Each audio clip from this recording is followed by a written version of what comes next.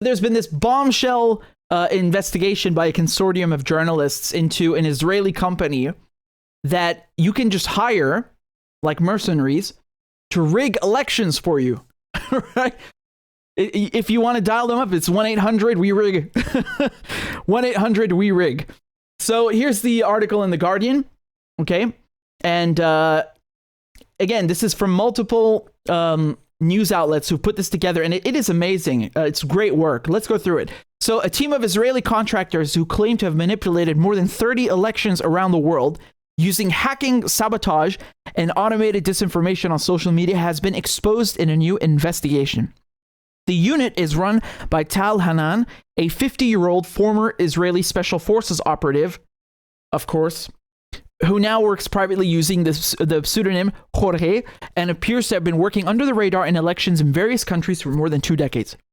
Why do I say of course? Because whenever you look at companies like NSO Group, who developed that Pegasus spyware that's been used to hack journalists' phone in many countries, these guys, there's a pipeline.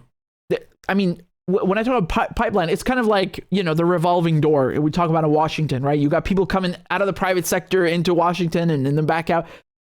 In Israel, they have a pipeline from their special forces and the Mossad and cyber warfare units into the private sector, right? NSO Group, for example, they have people coming in from Unit 8200, right? So this is something we've talked about before, which is in the Israeli occupation forces.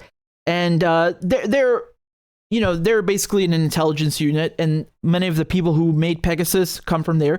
And this guy, you know, he's also making his own thing, Team Jorge, and they use all of the training that they've gotten, and you basically weaponize it against other countries for money, right? Don't give them too much credit, though. I think one of the reasons they talk about this in the media is to like hype up the Israelis. Like, oh God, there's this epic pipeline of these fucking galaxy-sized brain geniuses who come out of the Israeli military, which is so amazing. You know, while they're bombing Palestinians, and then they go and make these amazing spyware. Yeah, okay.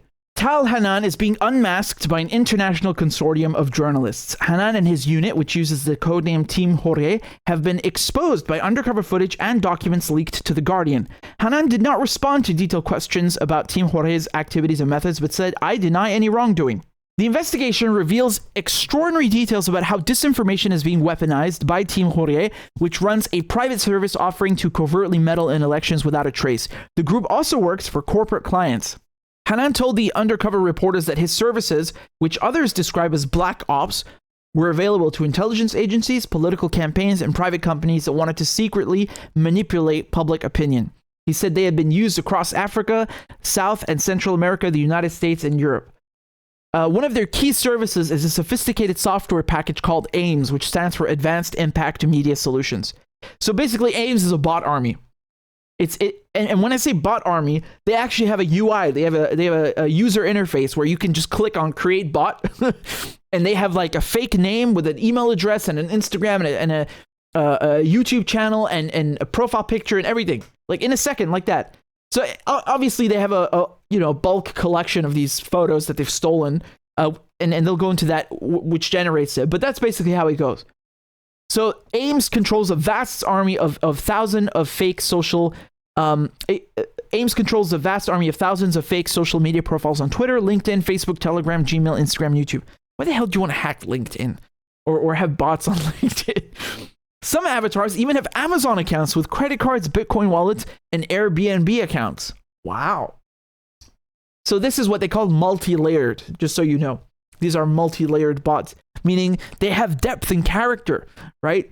Maybe they're in love. Who knows?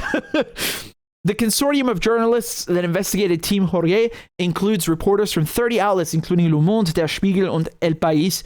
The project, part of a wider investigation into the disinformation industry, has been coordinated by Forbidden Stories, which is a French nonprofit. The undercover footage was filmed by 3 reporters who approached them, posing as prospective clients. I'll show you the video in a second. In more than 6 hours of secretly recorded meetings, Hanan and his team spoke of how they could gather intelligence on rivals, including by using hacking techniques to access Gmail and Telegram accounts. They boasted of planting material in legitimate news outlets, which are then amplified by the Ames bot management software. Now, when they say they can hack Gmail and Telegram, the journalists who did the investigation actually demonstrated it's real. They can actually do it. And I mean, it's not that shocking. I'm sure they're not the only ones who can, but you know, they exploit basically in the SS7 protocol, they exploit a vulnerability, and that's how they get in. But he made a mistake when he was, these journalists were pretending to be buyers, prospective clients, and they were filming the entire time, and he messed up. And you'll see why in a second. So one of the Telegram accounts that he claimed to penetrate belonged to a person in Indonesia, while the other two appeared to belong to Kenyans involved in the ongoing general election and close to the then candidate William Ruto, who ended up winning the presidency. So keep in mind, this investigation has been going on for about 6 months. So this was in 2022. I know in some countries, he says, they believe Telegram is safe. I will show you how safe it is, Hanan said before showing a screen in which he appeared to scroll through the Telegram contacts of one Kenyan strategist who was working for Ruto at the time. Okay, so this is a guy who's part of the, at the time, the Kenyan presidential candidates team. Hanan then demonstrated how access to Telegram could be manipulated to sow mischief. Typing the words, "Hello, how are you, dear?" Hanan appeared to send a message from the Kenyan strategist's account to one of their contacts. So Hanan says that I'm not just watching. He's not just watching. He's actually writing the messages from this person's account and then deleting the messages. So theoretically speaking, these guys can hack anyone's Telegram account. They can send messages pretending to be you and then delete the messages and you don't even know. And here's where he messed up. He forgot to delete one. Hanan boasted, "I'm not just watching," before explaining how manipulating the messaging app to send messages could be used to create chaos in a rival's election campaign. Quote, "One of the biggest things is to put sticks between the right people, you understand?" Sorry, but just a side note, this is exactly what I was talking about before. How do you destroy campaigns or organizations or group? You get them to start infighting, right? So if you want to take apart an anti-war rally, you start spreading rumors and talking crap and planting ideas in people's heads so they start attacking each other and then their thing falls apart. It's divide and conquer. So Hanan says that I can write him what I think about his wife or what I think about his last speech, or I can tell him that I promised him to be my next chief of staff. Hanan then showed how once the message had been read, he could delete it to cover his tracks. But when Hanan repeated the trick, hacking into the Telegram account of the second close advisor to Ruto, he made a mistake. After sending an innocuous Telegram message consisting only of the number 11 to one of the hacking victim's contacts, he failed to properly delete it. A reporter in the consortium was later able to track down the recipient of that message and was granted permission to check the person's phone.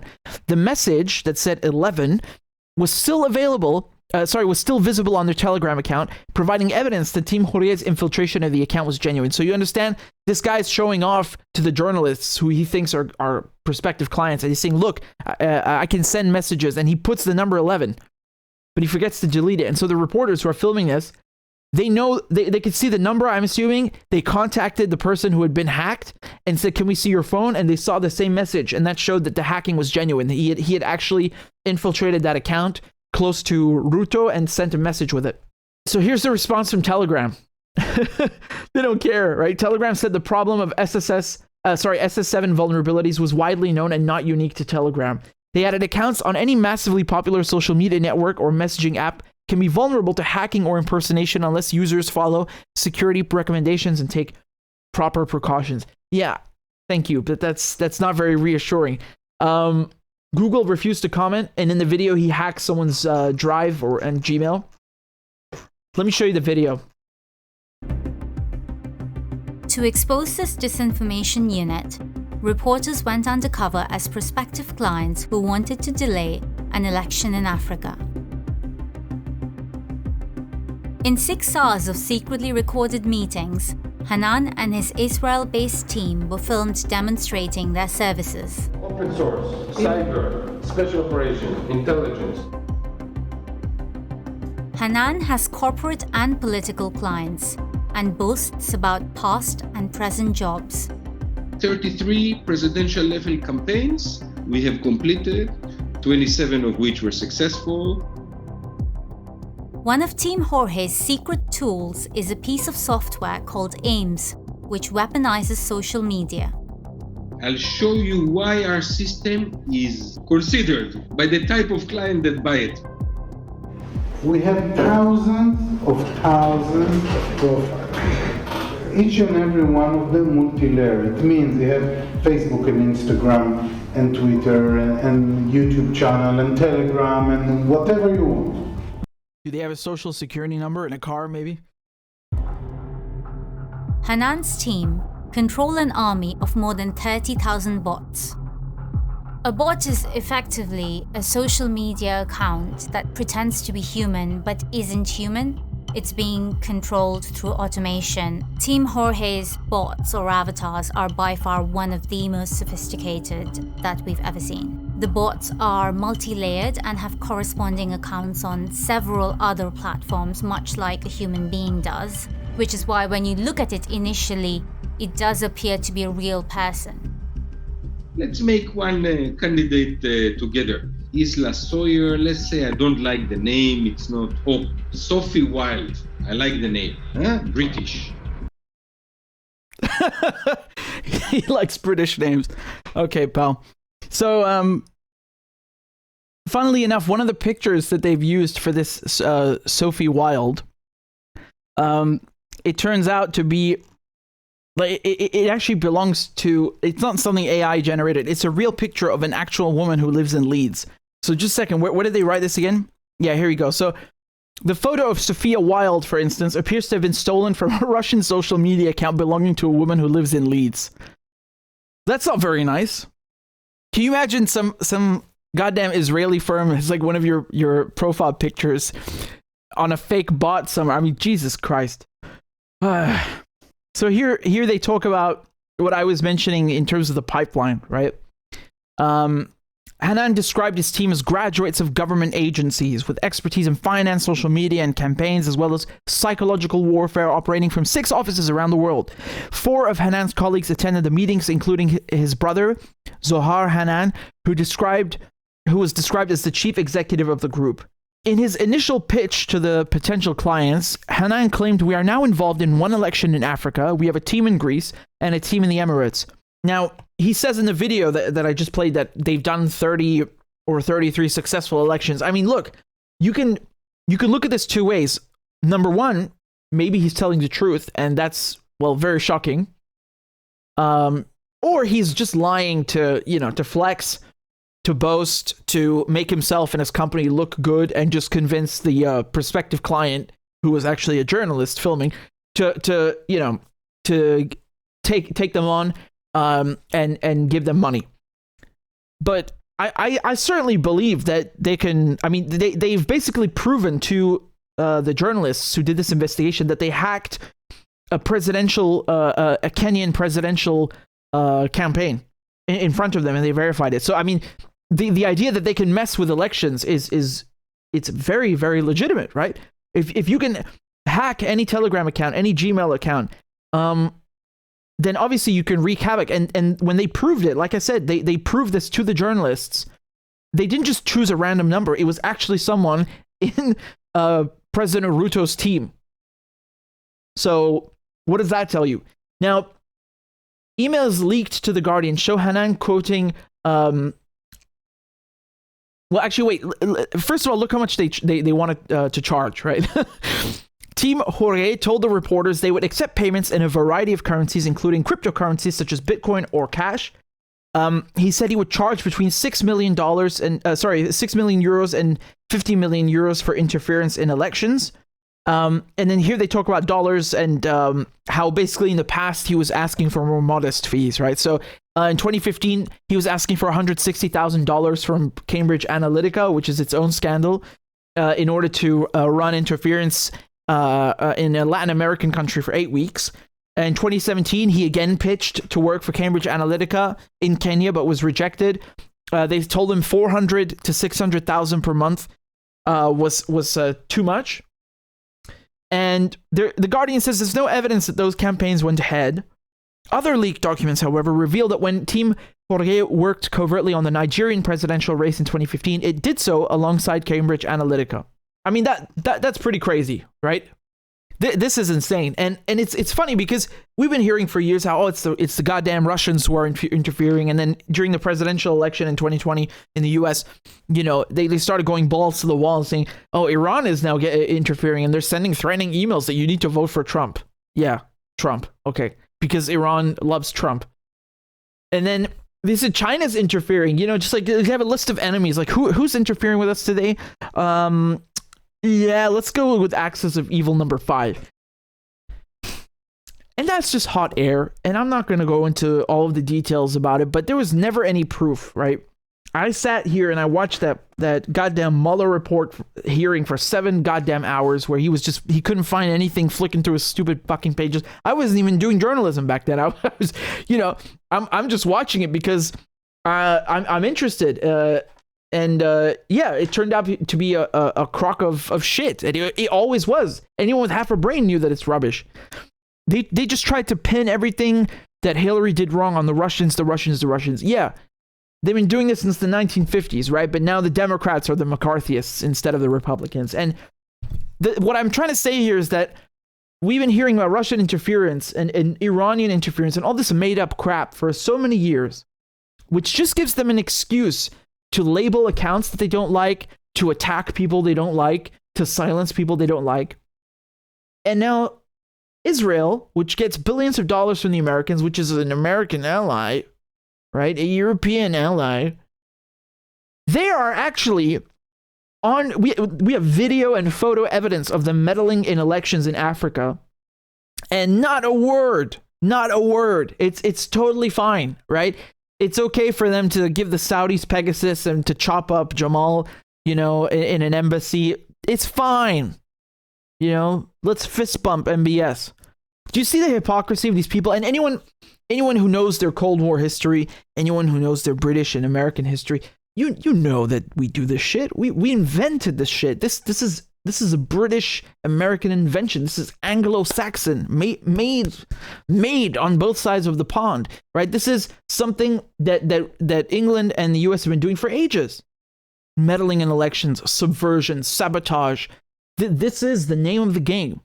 And I think it's extraordinarily hypocritical to start pointing fingers at other countries when we have opened the door to this and created an environment where this is okay, and we've signaled to other countries that this is an acceptable thing to do. It's acceptable to fucking coup countries because of their bananas, right? Like in Guatemala, or because of their oil, or because we don't like this guy and we want that guy instead. It's okay to hack their presidential teams. It's okay to plant stories in the media, to use the press as a fucking PR arm of the weapons industry. So, and then we have the stones to point the fingers at the Russians. I'm not fucking Russian. I don't live in Russia.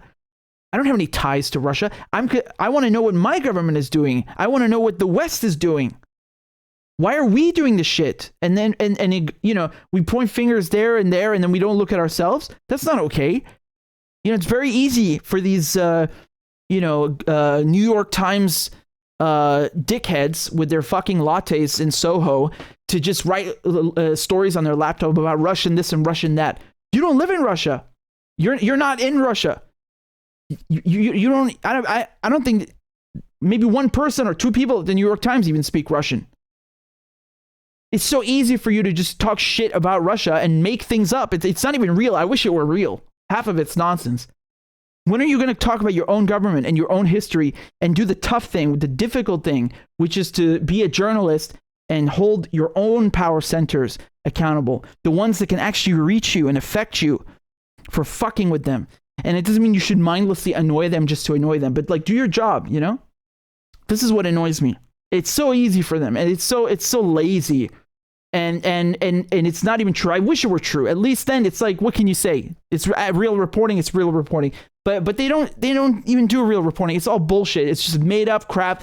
They plant stories. The CIA plant stories. Tell them to write this. They write this.